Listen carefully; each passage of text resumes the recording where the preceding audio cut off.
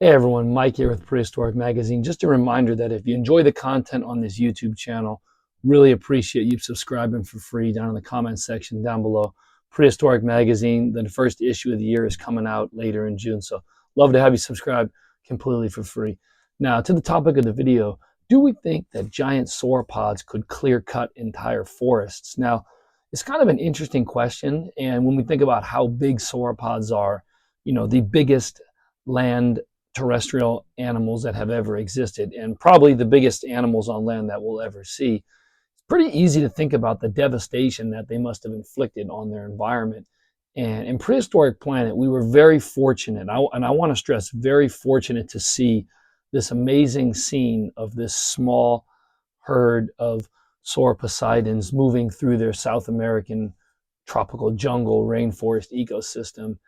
And when it came time to reach leaves that they couldn't reach, they took their thick breastbones and they just decided to knock the trees down. Now, we can only imagine how much food an animal that size would eat.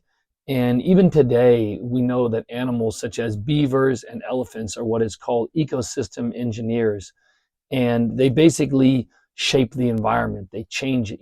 Beavers are tiny. They are a fraction of the size of a sauropod. Ridiculous to compare the sizes of the two, but they definitely affect their ecosystem by the dams that they build, and they change the morphology of the water, and they basically shape their landscape. So they're definitely ecosystem engineers. Now, elephants, the biggest terrestrial animals that we have today, they do a little bit more. They knock trees over, they eat tremendous amount more food. And in general, they really do alter the landscape by knocking trees over. That also provides probably space for other plants to grow. And, they kind of act as this revitalizer of the earth, clearing out possibly old dead trees and allowing for new growth to come up. So I view sauropods as the same thing. And again, as we go back to Prehistoric Planet, we got to see the Australoposeidon use its very thick breastbones to knock over a tree. What a spectacle that would be if we could get in a time machine and head back to the Cretaceous period or even the Jurassic. What a scene that would be to see something like that. But I guess this is really a question for you all. What type of devastation do we think sauropods would have left on their forest ecosystem?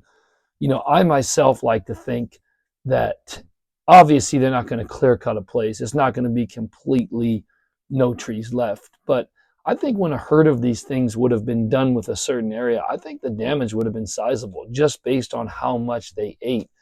And again, if we are to believe that they were knocking down trees like that, would have knocked down a tree here or there.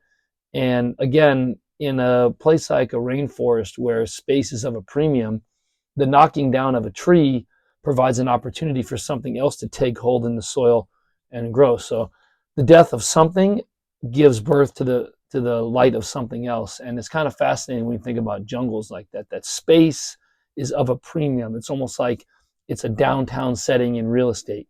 There's only so much real estate in a downtown setting, and in a tropical rainforest ecosystem, space is of a premium. So the knocking down of a tree provides space for new things to emerge, smaller plants, shrubs. So most important part of the video, love to hear your comments on this. What type of devastation do you think that sauropods would have had on their landscape?